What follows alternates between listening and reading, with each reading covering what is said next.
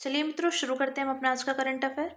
देखते हैं हमारे जितनी भी महत्वपूर्ण खबरें हैं सभी पे विस्तार से चर्चा और विश्लेषण करते हैं। हमारी पहली न्यूज़ है, विश्व व्यापार संगठन माराकेश समझौते की 30वीं वर्षगांठ मना रहा है। तो उरुग्वे दौर की वार्ता 1986 से 94 की समाप्ति के बाद 1994 में 123 देशों ने मराकेश यानी मोरक्को में मराकेश समझौते पर हस्ताक्षर किए थे। इस समझौते से ही 1995 में एक अंतर्राष्ट्रीय संगठन के रूप में डब्ल्यूटीओ की स्थापना हुई थी। डब्ल्यूटीओ ने प्रशुल्क और व्यापार पर सामान्य समझौते की जगह ली है। उल्लेखनीय है कि GATT 1948 से विश्व व्यापार को विनियमित कर रहा था। ठीक है, बात करते हैं विश्व व्यापार संगठन डब्ल्यूटीओ के विषय में। तो यह राष्ट्रों के बीच व्यापार के नियमों को लागू करने वाला विश्व स्तर का एकमात्र अंतर्राष्ट्रीय संगठन है। डब्ल्यूटीओ का लक्ष्य यह सुनिश्चित करना है कि वैश्विक व्यापार यथासंभव सुचारू, पूर्वानुमानित और स्वतंत्र रूप से संचालित हो। सदस्य भारत सहित इसके 166 सदस्य हैं। ये देश वैश्विक व्यापार के 98% हिस्से का प्रतिनिधित्व करते हैं। संस्थागत संरचना, तो मंत्री स्तरीय सम्मेलन निर्णय लेने वाला सर्वोच्च निकाय है। विवाद समाधान निकाय व्यापार संबंधी विवादों का निपटान करता है और मुख्यालय इसका जिनेवा, स्विट्जरलैंड में स्थित है। डब्ल्यूटीओ की महत्वपूर्ण उपलब्धियां जानते हैं। तो व्यापार संबंधी निवेश उपायों पर समझौता, सदस्य देश कोई भी ऐसा उपाय लागू नहीं कर सकते जो विदेशी उत्पादों के प्रति भेदभाव करता हो या जो डब्ल्यूटीओ सिद्धांतों के अंतर्गत मात्रात्मक प्रतिबंधों की ओर ले जाता हो। उदाहरण के लिए स्थानीय सामग्री संबंधी आवश्यकताएं। बौद्धिक संपदा अधिकारों के व्यापार संबंधी पहलुओं पर समझौता, तो यह बौद्धिक संपदा अधिकारों से जुड़े व्यापार संबंधी विवादों को सुलझाने में महत्वपूर्ण भूमिका निभाता है। कृषि पर समझौता, यह कृषि व्यापार के उदारीकरण पर ध्यान केंद्रित करता है, साथ ही कृषि उत्पादकों के लिए बाजार पहुंच और घरेलू समर्थन से संबंधित उपबंधों को शामिल करता है। अन्य सैनिटरी और फाइटोसैनिटरी उपायों पर समझौता यानी SPS, सेवाओं में व्यापार पर सामान्य समझौता GATS तथा प्रशुल्क एवं व्यापार पर सामान्य समझौता यानी GATT। ठीक है, डब्ल्यूटीओ के प्रमुख सिद्धांत जानते हैं। तो बिना भेदभाव के व्यापार करना, मोस्ट फेवर्ड नेशन राष्ट्र द्वारा व्यवहार, निष्पक्ष तरीके से प्रतिस्पर्धा को बढ़ावा देना यानी निर्यात सब्सिडी को हतोत्साहित करना, डंपिंग को रोकना, मुक्त व्यापार, तो टैरिफ कम करना, गैर टैरिफ बाधाओं को कम करना आदि। ठीक है, बात की हमने डब्ल्यूटीओ के प्रमुख सिद्धांतों के विषय में। अब बात करते हैं, विदेश व्यापार महानिदेशालय ने विदेश व्यापार नीति 2023 में संशोधन को अधिसूचित किया। तो विदेश व्यापार नीति में कानूनी समर्थन लाने के लिए यह संशोधन किया है। इसके तहत FTP के निर्माण या संशोधन के संबंध में आयातकों और निर्यातकों, उद्योग विशेषज्ञों सहित संबंधित हितधारकों के साथ परामर्श करना अनिवार्य किया गया है। DGFT ने विदेशी व्यापार अधिनियम 1992 के तहत प्रदत्त शक्तियों का प्रयोग करते हुए संशोधन किए हैं। विदेश व्यापार नीति 2023 एवं इसकी मुख्य विशेषताओं पर एक नजर डालते हैं। तो उद्देश्य की बात करें तो निर्यातकों के लिए व्यवसाय करने की सुगमता को सुविधाजनक बनाने के लिए प्रोसेस री इंजीनियरिंग तथा ऑटोमेशन पर ध्यान केंद्रित करना। लक्ष्य है इसका 2030 तक भारत के निर्यात को $2 ट्रिलियन तक पहुंचाना है। ठीक है, नीति के तहत शुरू की गई मुख्य पहलें जानते हैं।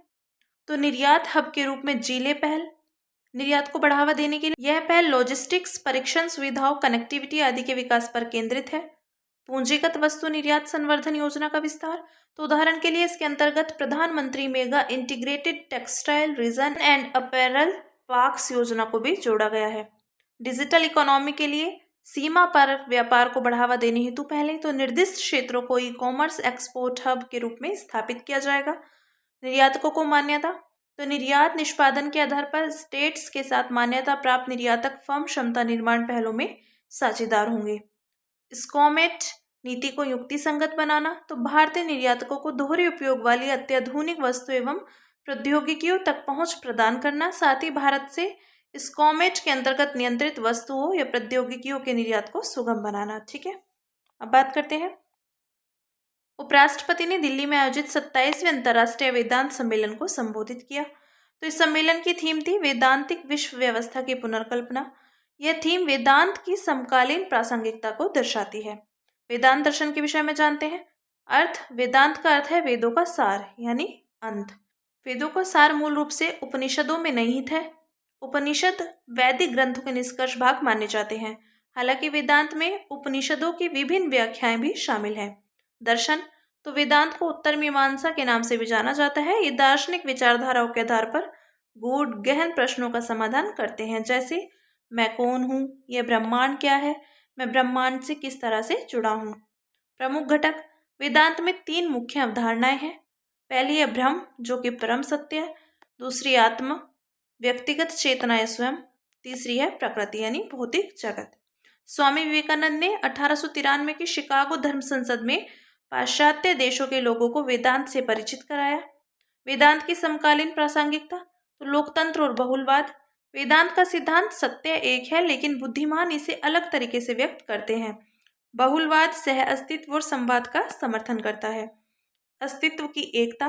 तो महाउपनिषद में वर्णित वसुदेव कुटुंबकम यानी संपूर्ण विश्व एक परिवार है के माध्यम से वैश्विक सद्भावना का समर्थन करता है। जलवायु परिवर्तन का समाधान। तो प्रकृति के साथ एकता के सिद्धांत के माध्यम से संधारणीय जीवन शैली को बढ़ावा देता है। ठीक, बात करेंगे वेदांत दर्शन की प्रमुख शाखाओं के विषय में। तो विशिष्टाद्वैत वेदांत। आत्मा ब्रह्म से भिन्न है, यद्यपि वह मूल रूप से ब्रह्म से जुड़ी हुई है। प्रमुख दार्शनिक रामानुज।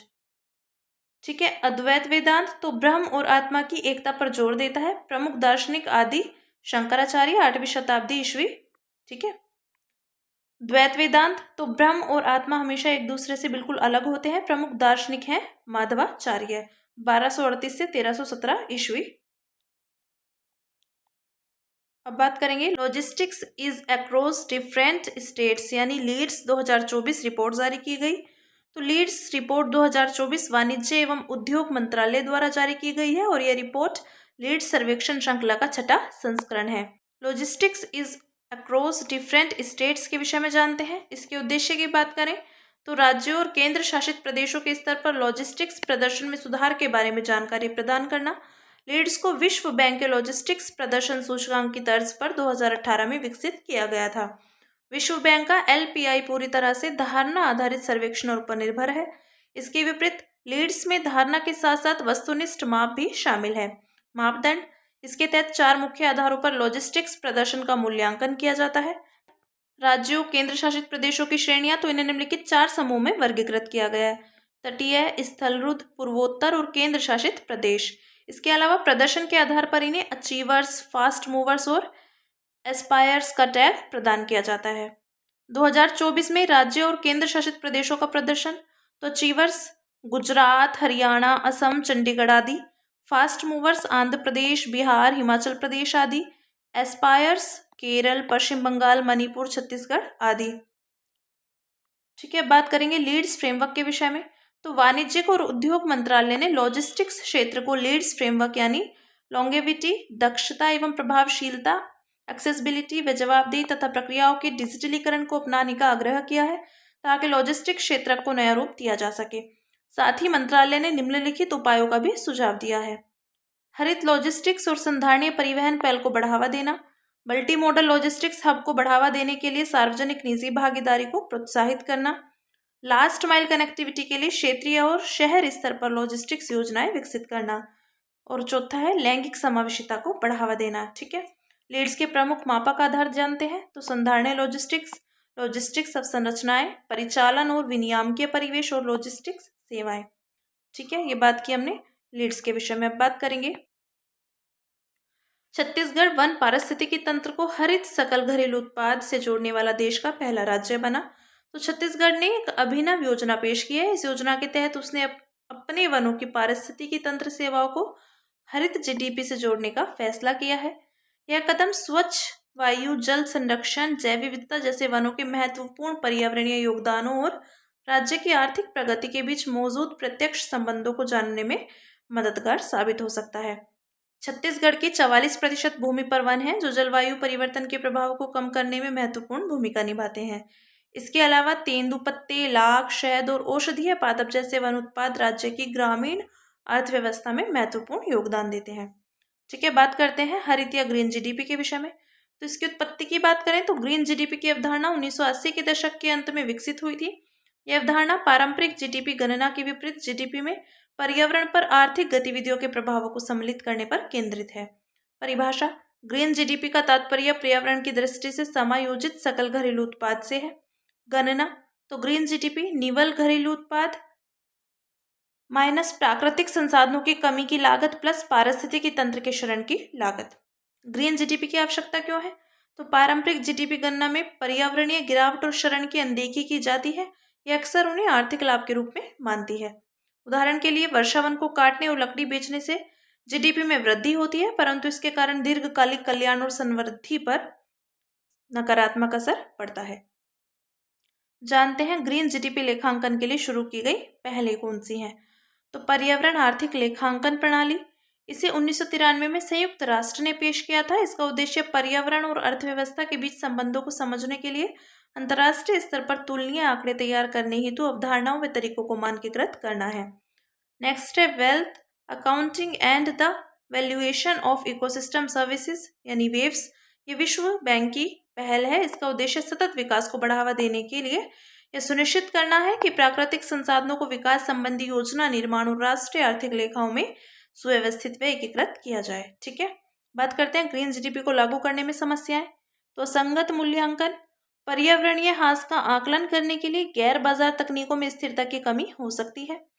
कम जीडीपी आंकड़े, तो जीडीपी से प्राकृतिक संसाधनों की कमी को घटने आने पर पारंपरिक जीडीपी से कम आंकड़े सामने आते हैं। इससे प्रतिरोध पैदा हो सकता है।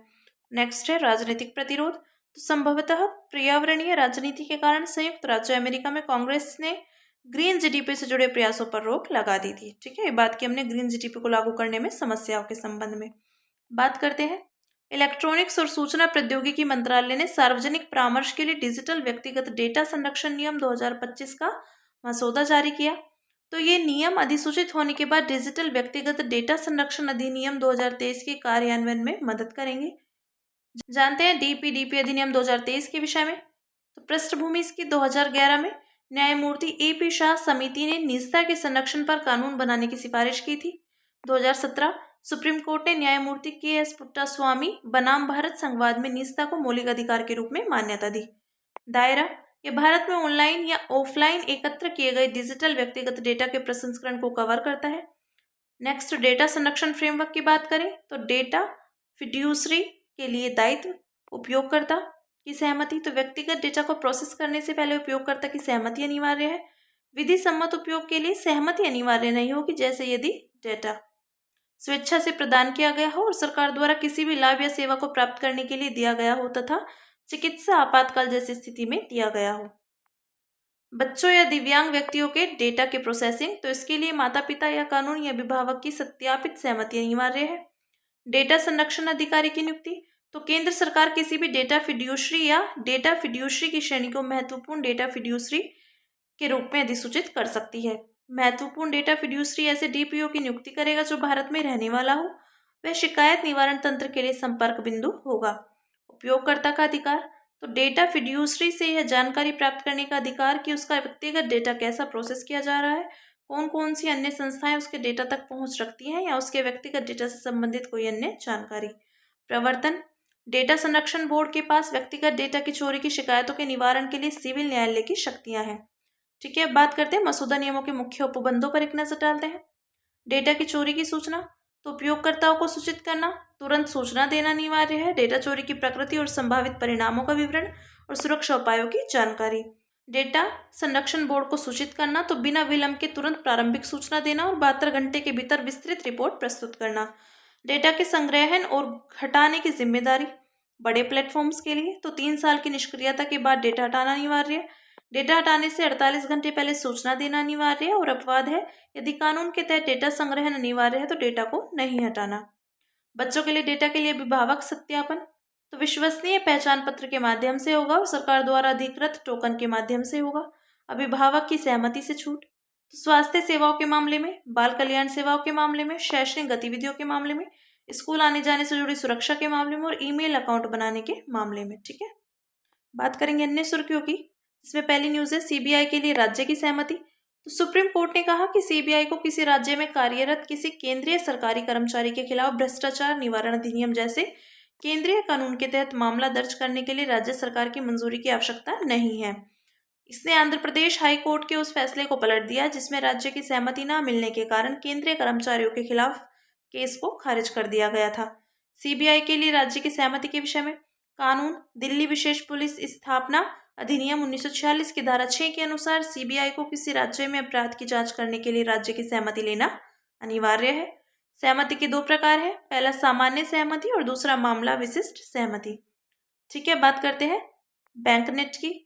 तो वित्त मंत्रालय ने एक नया ई नीलामी पोर्टल बैंकनेट लॉन्च किया। इसके विषय में जानते हैं। यह सभी सार्वजनिक क्षेत्र के बैंकों से ई नीलामी परिसंपत्तियों के बारे में जानकारी को एकत्रित करता है। साथ ही यह खरीदारों और निवेशकों को परिसंपत्तियों की विस्तृत श्रृंखला को सर्च करने के लिए एक वन स्टॉप गंतव्य भी प्रदान करता है। सूचीबद्ध परिसंपत्तियों में निम्नलिखित शामिल है। पहला आवासीय परिसंपत्तियां जैसे फ्लैट, मकान और भूखंड। दूसरा वाणिज्यिक परिसंपत्तियां। तीसरा है औद्योगिक भूमि व भवन, दुकानें आदि। इस प्लेटफॉर्म से संकटग्रस्त परिसंपत्तियों के मूल्य को पुनः स्थापित करने और निवेशकों का विश्वास बढ़ाने की उम्मीद है। बात करेंगे जेनेटिक इंजीनियरिंग मूल्यांकन समिति के विषय में। तो प्राप्त जानकारी के अनुसार केंद्रीय पर्यावरण, वन और जलवायु परिवर्तन मंत्रालय ने जेनेटिक इंजीनियरिंग मूल्यांकन समिति के लिए विशेषज्ञ के चयन से जुड़े नियमों को संशोधित किया। नए नियमों के अनुसार विशेषज्ञ सदस्यों को हितों के टकराव का खुलासा करना अनिवार्य है। जानते हैं इनके विषय में। तो यह आनुवांशिक रूप से संशोधित बीजों के लिए भारत का सर्वोच्च विनियामकीय निकाय है। उत्पत्ति, इसे एक वैधानिक समिति के रूप में गठित किया गया है। इसका गठन खतरनाक सूक्ष्म जीवों, आनुवांशिक रूप से इंजीनियर्ड जीवों या कोशिकाओं के विनिर्माण, उपयोग, आयात, निर्यात और भंडारण के नियम के तहत किया गया है। ये नियम पर्यावरण संरक्षण अधिनियम 1986 के अंतर्गत बनाए गए हैं। जिम्मेदारियां, तो पर्यावरणीय नजरिए से अनुसंधान और औद्योगिक उत्पादन में खतरनाक सूक्ष्म जीवों एवं रिकॉम्बिनेंट्स के बड़े पैमाने पर उपयोग का मूल्यांकन करना और आनुवांशिक रूप से इंजीनियर्ड जीवों और उत्पादों को पर्यावरणीय मंजूरी देने से संबंधित प्रस्तावों का मूल्यांकन करना। ठीक है, बात करते हैं PSLV ऑर्बिटल प्रायोगिक मॉड्यूल के विषय में। तो IIT बॉम्बे का स्टार्टअप मनसतु स्पेस ने POEM4 का उपयोग करके अंतरिक्ष में PSLV C60 पर अपनी हरित प्रणोदन प्रणाली व्योम 2U का सफलतापूर्वक परीक्षण किया। POEM4 की क्षमता POEM3 की तुलना में 3 गुना अधिक है। जानते हैं POEM के विषय में। तो इसे भारतीय अंतरिक्ष अनुसंधान संगठन यानी इसरो द्वारा लॉन्च किया गया। उद्देश्य है ऑन ऑर्बिट प्रयोगों के लिए लागत प्रभावी प्लेटफॉर्म प्रदान करना। अब तक अंतरिक्ष में छोटी कंपनियां या स्टार्टअप्स द्वारा अपना स्वयं का सिस्टम लॉन्च करना प्रारंभिक रूप से बहुत महंगा रहा है। कार्यप्रणाली, तो PSLV के चौथे चरण को अंतरिक्ष में पृथ्वी की निचली कक्षा में एक फ्री फ्लाइंग स्पेस परीक्षण केंद्र में रूपांतरित करना और रणनीतिक महत्व है। यह अंतरिक्ष क्षेत्र में स्टार्टअप्स के समक्ष प्रवेश संबंधी बाधाओं को कम करेगा, साथ ही भारत में अंतरिक्ष प्रौद्योगिकी आधारित नवाचार को बढ़ावा देगा। अब देखते हैं ह्यूमन मेटान्यूमो वायरस के विषय में। तो चीन में HMPV के मामलों में वृद्धि देखी जा रही है। इसके मामले विशेषकर 14 वर्ष से कम आयु के बच्चों में अधिक देखे जा रहे हैं। HMPV श्वसन संबंधी वायरस है जो सामान्य सर्दी जुकाम जैसे हल्के संक्रमण का कारण बनता है। इस वायरस की पहचान पहली बार 2001 में हुई थी। यह न्यूमोवीरेट परिवार का सदस्य है और रेस्पिरेटरी सिंसिटियल वायरस RSV से संबंधित है। संचरण, यह वायरस संक्रमित व्यक्ति से दूसरे व्यक्ति में फैल सकता है। इसके अलावा यह संक्रमित सतहों के संपर्क में आने से भी फैल सकता है। लक्षण है खांसी, बुखार, नाक बंद होना और सांस लेने में तकलीफ आदि। उपचार, वर्तमान में HMPV के उपचार के लिए कोई विशिष्ट एंटीवायरल थेरेपी या कोई टीका उपलब्ध नहीं है। बात करते हैं परमाणु घड़ी के विषय में। तो यूनाइटेड किंगडम में क्वांटम आधारित परमाणु घड़ी विकसित की गई। यह एक प्रकार की घड़ी है जो समय के माप के लिए परमाणुओं की विशिष्ट रेजोनेंस फ्रीक्वेंसी यानी आमतौर पर सेसियम या रुबिडियम का उपयोग करती है। यह दावा किया जाता है कि क्वांटम आधारित परमाणु घड़ी अरबों वर्षों में 1 सेकंड से भी कम समय की चूक करेगी। इससे वैज्ञानिकों को अभूतपूर्व पैमाने पर समय को मापने में मदद मिलेगी। क्वांटम आधारित परमाणु घड़ी के लाभ जानते हैं। तो यह ग्लोबल नेविगेशन सैटेलाइट सिस्टम की सटीकता को बढ़ाती है और उन्नत हथियार प्रणालियों की सटीकता को बढ़ाती है। ठीक है, देखते हैं मेलाटोनिन के विषय में। तो वैज्ञानिकों ने साबित कर दिया कि मेलाटोनिन का नैनो फॉर्मुलेशन पार्किंसंस रोग के इलाज में प्रभावी हो सकता है। यह पार्किंसंस रोग के इलाज के लिए माइटोफेजी का एक संभावित प्रेरक साबित हो सकता है। माइटोफेजी निष्क्रिय माइटोकॉन्ड्रिया की पहचान करता है और उन्हें हटाता है तथा ऑक्सीडेटिव स्ट्रेस को कम करता है। पार्किंसंस रोग एक तंत्रिका संबंधी विकार है। यह मस्तिष्क में डोपामाइन स्रावित न्यूरॉन्स की क्षति के कारण होता है। मेलाटोनिन के विषय में जानते हैं। तो मेलाटोनिन एक न्यूरो हार्मोन है जो मस्तिष्क की पीनियल ग्रंथि से स्रावित होता है। यह अंधेरे के प्रति प्रतिक्रिया में स्रावित होता है। यह सोने और जागने के चक्र को नियंत्रित करता है। इसका उपयोग अनिद्रा के इलाज के लिए किया जाता है। स्केडियन रिदम वे शारीरिक, मानसिक और व्यवहारिक परिवर्तन है जो एक जीव 24 घंटे के चक्र में अनुभव करता है। रात्रि में प्रकाश के संपर्क में रहने से मेलाटोनिन का उत्पादन अवरुद्ध हो सकता है। ठीक है, अब बात करते हैं द्वीपीय विकास एजेंसी की। तो केंद्रीय गृह मंत्री ने द्वीपीय विकास एजेंसी की 7वीं बैठक की अध्यक्षता की। इसकी उत्पत्ति 2017 में इसको स्थापित किया गया था। उद्देश्य है भारत के सभी द्वीपीय क्षेत्रों के समग्र विकास को बढ़ावा देना और आईडीए विभिन्न विकास परियोजनाओं की प्रगति की समीक्षा करता है। ठीक है, देखते हैं सुर्खियों में रहा व्यक्तित्व है हमारा रानी वेलु नचियार। तो प्रधानमंत्री ने रानी वेलु नचियार को उनकी जयंती पर श्रद्धांजलि अर्पित की। वह रामनाथपुरम यानी तमिलनाडु की राजकुमारी और रामनाथ साम्राज्य के शासक की पुत्री थी। वह तमिल लोगों के बीच वीर मंगई के नाम से लोकप्रिय है। अपने पति की मृत्यु के बाद वे शिवगंगा राज्य की शासिका बन गई थी। रानी कई भाषाओं अंग्रेजी, फ्रेंच, उर्दू आदि में दक्ष थी। योगदान, वे पहली रानी थी जिन्होंने सक्रिय रूप से ब्रिटिश शासन का विरोध किया था। रानी ने हैदर अली और गोपाल नायकर के साथ मिलकर अंग्रेजों के खिलाफ युद्ध किया था। उन्होंने पहला मानव बम बनाया था और प्रशिक्षित महिला सैनिकों की पहली सेना गठित की थी। मूल्य है इनके साहस, नेतृत्व आदि। ठीक है, ये बात की हमने रानी वेलु नचियार के विषय में। तो हमारी आज की जितनी भी महत्वपूर्ण खबरें थी हमने सभी पे विस्तार से चर्चा और विश्लेषण किया। अब इसी के साथ मिलते हैं कल अपनी नई खबरों के साथ।